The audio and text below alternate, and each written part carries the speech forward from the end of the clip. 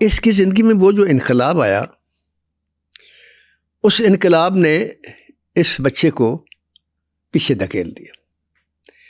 पीछे धकेलने से मुराद ये है कि वो जो लूडो खेलते हैं ना, हाँ 99 से वो नीचे 0 पे आ जाते हैं। हाँ जी, ये 0 पे आ गया। जब 0 पे आया तो ये सबसे बड़ा था। अच्छा तो इसने महसूस किया कि मुझे अब अपने बाप की जगह ले लेनी चाहिए। फिर इसने जॉब किया। अच्छा ये कोई शोबस में आने का इसका प्रोग्राम या इस किस्म की कोई जहन में बात नहीं थी। जो कॉमर्स बच्चा पढ़ता है ना, वो बेसिकली बिजनेस माइंडेड हो जाता है। यस, गारमेंट्स फैक्ट्री में ये एंटर हुआ और इंतहाई संजीदगी से काम किया, क्योंकि जिम्मेदारी थी। और जिस बच्चे पर जिम्मेदारी होती है ना, वो कड़वी कसेली भी मालिक की सह लेता है। वो ऐसा रिस्क नहीं लेता जिससे उसको नौकरी से निकाल दीजिए, वो अफोर्ड नहीं करता, क्योंकि उसने तनख्वाह लेके जानी है और अपने घर की इज्जत और आबरू बचानी है। बिल्कुल ठीक। तो इसने इसके अंदर वो पैशन आया, वहाँ वो हालात ने दिया कि नहीं, जो जैसे भी है मुझे नौकरी करनी है, मैं नौकर हूँ, मैं मालिक नहीं हूँ।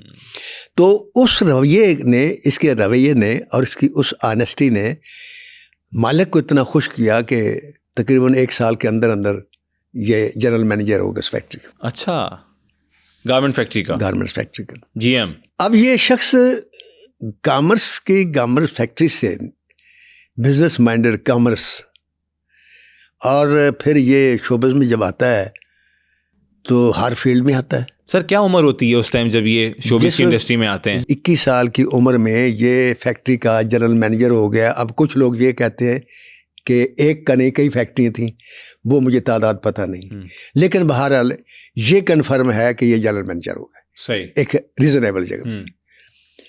उस फैक्ट्री में इसने एक शो किया। अच्छा, हाँ जी।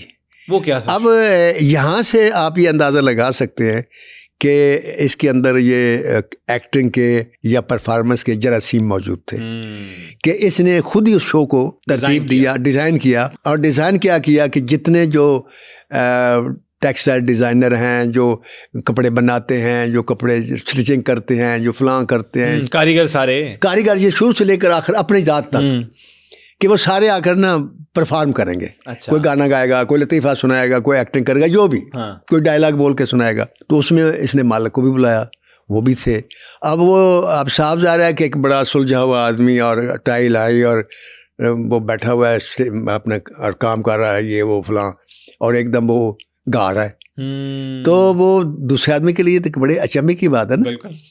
तो खैर वो इतना वो खुश हुआ मालिक इसकी परफॉर्मेंस से और लोगों की परफॉर्मेंस से कि उसने इसे कहा कि यार तुम ऐसा करो कि तुम शोबिस में चले जाओ। अच्छा। तुम काम करो, एक्टिंग करो, जैसे मैंने आपको कह दिया था कि तुम एक्टिंग करो, कह दिया था ना। खैर वो जरासीम इसको ले गए, इसको पीटीवी पर उन्होंने भेजा ऑडिशन देने के लिए। इसने ऑडिशन दिया और ऑडिशन देने के बाद ये पास हो गया और ड्रामा शुरू हो गया। और ड्रामा शुरू हुआ तो जो रोल इसको दिया गया था जी, लीडिंग रोल था। हाँ। वो इसने परफॉर्म किया। अब वहाँ ये था कि जो डायरेक्टर का शॉट होता है कि आप इधर बोलें, फिर इधर जाएं, फिर उधर जाएं, फिर ये वेरिएशंस होती हैं शॉट्स में। हाँ, सारी वेरिएशन, फुटवर्क भी होता है जी। तो ये इससे हो ना पाया।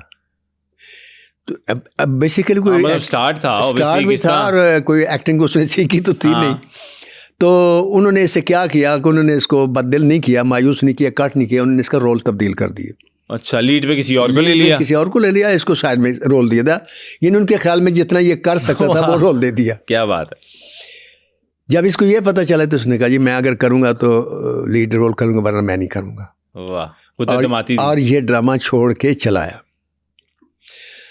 अब वो जैसे मैं कहता हूँ ना, गौर व फिक्र करने की बात होती है। किसी शख्स का कोई भी जो एक्शन या फैसला होता है ना, वो उसके पूरे किरदार की तशरीह करता है। बेशक।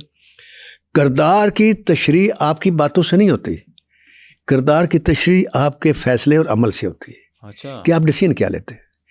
क्योंकि बातें तो आप बहुत अच्छी कर सकते हैं, बातों में मैं भी बहुत अच्छी कर सकता हूँ, बातों में आपको खुश भी कर दूंगा।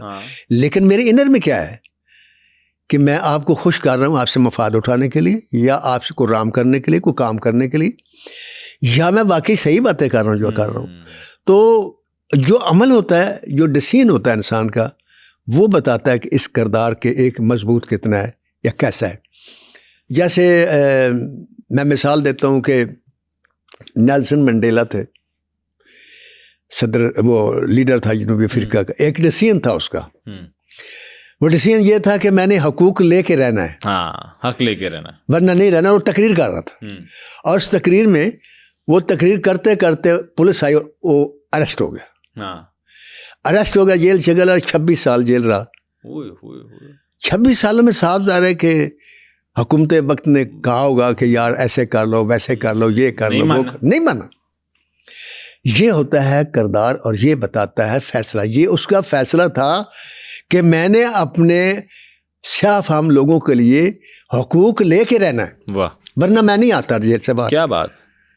और वो हकूक लेकर बाहर आया। लोग लेने के लिए आए। अब पहले हज़ारों में थे तो लाखों में आए, और सामने माइक आया तो मज़ेदारी की बात आपको बताता हूँ, जो उसने तकरीर की थी जी, एक जुमला था जहाँ उसने छोड़ी थी।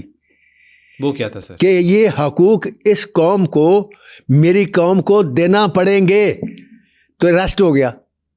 तो अब तकरीर कहाँ से शुरू की? कहता तो वो मैं कह रहा था कि मेरी कौम को हकूक देना पड़ेंगे, और आज मैंने ले लिए। वाह। तो इसका ये डिसीजन, एक आदमी शोबस में जाता है, बड़ा क्रेज़ होता है कि मैं टीवी में आऊँगा, मैं मशहूर हो जाऊँगा। ये चांस था ना, बिल्कुल खो दिया, खुद इनकार कर दिया। एक मकाम, आज अगर हुमायूं सईद किसी ड्रामे से इनकार करे तो समझ आती है। हाँ, एक स्टार्ट था और ज़रूरतमंद था। ड्रामा। हाँ। इसके आपको एक बताऊं कि इसका जो छोटा भाई था वो गिरा, और उसकी ये जो रीढ़ की हड्डी है, कुछ शायद है, स्पाइनल कॉर्ड जिसे कहते हैं, हाँ, वो डिस्टर्ब हुई। अब इसके सामने वो भाई भी था, बाप माँ और बाकी सारी जिम्मेदारियां भी, लेकिन इसने किसी चीज़ की परवाह नहीं की। ये इसके अब किरदार की बात है कि डिसीजन लेना है, करना वो है जो मेरा दिल चाहेगा। और हुमायूं सईद ने सारी ज़िंदगी वही किया जो उसका दिल चाहा। क्या बात है। उसने चांस नहीं लिया। मेरी हुमायूं सईद साहब के साथ 3 मुलाकातें हैं टोटल। अच्छा। सबसे पहली मुलाकात मेरी कराची में हुई। शेख अकरम मरहूम प्रोड्यूसर थे, मसूद भट्ट डायरेक्टर थे, मैं राइटर था उस फिल्म का। फिल्म का नाम तो मुझे याद नहीं है, शायद जंगल का कानून था या क्या, नहीं, मैं भूल गया। लेकिन उसमें एक साइड रोल था जिसके लिए हमने चाहिए था कोई हीरो मिल जाए, तो वहाँ पता चला जी हुमायूं सईद नाम का लड़का है जो, उसको ले लो। अच्छा। इसको बुलाया गया। अब नए पहली दफ़ा आया, और मेरे ख्याल में इसके पास उस वक्त कोई भी फिल्म नहीं थी। अच्छा। यही कोई ड्रामा कर रहा होगा या कमर्शियल कर रहा होगा। की बात है सर? ये मुझे सन की याद, ये 90 की इसकी बात, 1992 की, इस दौर की बात हो सकता है, 90 से 1 साल पहले भी हो। तो इसने कहा मैं तो करैक्टर सुनूंगा, स्क्रिप्ट सुनूंगा। मुझे बुलाया गया। मसूद भट्ट ने कहा कि यार वो, मैं भी साथ था, कि यार वो आप सेट पर आ जाए। मैं क्यों? कहता है जो वो हुमायूं सईद साहब को बुलाया, तो यार वो कहता है मुझे करैक्टर सुनाओ। हाँ जी। मेरे तन बदन में आग लग गई। क्यों सर? सर वो आप समझ लें कि अल्लाह का ऐसा कर्म था कि नाम हो गया फिल्म इंडस्ट्री में, और कभी किसी एक्टर ने मुझे नहीं कहा कि मुझे कहानी सुनाओ। इवन सुल्तान राय साहब और मुसवा कुरैशी साहब, राइटर कौन है पूछते थे, नासिर, हाँ जी ठीक है। ये अल्लाह ने एक मुझे इज्जत मकाम दिया हुआ। ठीक है। मैंने कहा यार इतने बड़े एक्टरों ने तुम्हारी से कहानी सुनी नहीं, नदीम साहब ने मैं कहानी नहीं सुनी, वो भी थे, नदीम बेग भी थे उसमें। तो ये कल का लड़का ये कह रहा है मैं कहानी सुनूंगा। तो वो गुस्सा एकदम मेरा जो ना नरम पड़ के इसके हक में हो गया। मैंने कहा यार ये मैं लड़का देखना चाहिए जो इस मकाम पर ये कह रहा है मैं कहानी सुन के साइन करूँगा फिल्म। मैं चला गया, देखा मैंने तो एक बड़ा संजीदा किस्म का लड़का। अच्छा। जो उम्र नहीं थी उसकी संजीदगी की, लेकिन वो उस वक्त संजीदा था। तो मुझे पता चल गया कि इसने फिल्म नहीं करनी। अच्छा। ये मुझे इसके चेहरे से पता चल गया। तो खैर मैंने, क्योंकि वो जो देख रहा था तो सेट पर बेग साहब भी थे और उधर सुल्तान राय साहब भी बैठे हुए थे। अच्छा। तो एक लड़के के ज़हन पर जो सोच थी मेरी समझ में आ गई कि ये सोच ये रहा है संजीदगी से कि जिस फिल्म में नदीम साहब है, सुल्तान राय साहब है, तो उसमें मेरा क्या रोल होगा। तो मेरा तो कैसी बी क्लास या सी क्लास रोल होगा। लेकिन मैंने इसको रोल सुनाया। अच्छा। रोल सुनाने के बाद ना मैं उठ के चला गया। मैंने कहा मैं डिसीजन नहीं सुनता। तो उसके थोड़ी देर बाद हुमायूं सईद साहब ये कह के चले गए कि आई एम सॉरी, मैं ये रोल नहीं कर सकता। अच्छा। तो उससे डायरेक्टर ने पूछा जी तुसी क्यों नहीं कर सकते? कहता मैं करूँगा तो मैं लीड रोल करूँगा। वाह। और ये कह के चला गया। अब उस डिसीजन को ले जो PTV पर किया, फिर फिल्म में आप देखें उस डिसीजन को ले जो यहाँ किया। और मेरा ख्याल है कि ये वाकया इनके ड्रामा में आने से बहुत पहले का है। सही हो गया। ये स्टार्ट था इनका, किसी कमर्शियल में ये होंगे जो देखा होगा, मुझे सही से याद नहीं आ रहा, लेकिन ये किसी कमर्शियल में होंगे। लेकिन मुझे उसका चेहरा, उसकी रीडिंग और उसका डिसीजन बहुत पसंद आया। अच्छा। ये चले गए। उसके बाद मेरी इनसे मुलाकात नहीं हुई। और उसके बाद आप यूँ समझ लें कि तकरीबन 20-30 साल के बाद मेरी मुलाकात होती है, बल्कि हो सकता है 32 साल हो। वो कराची में होती है।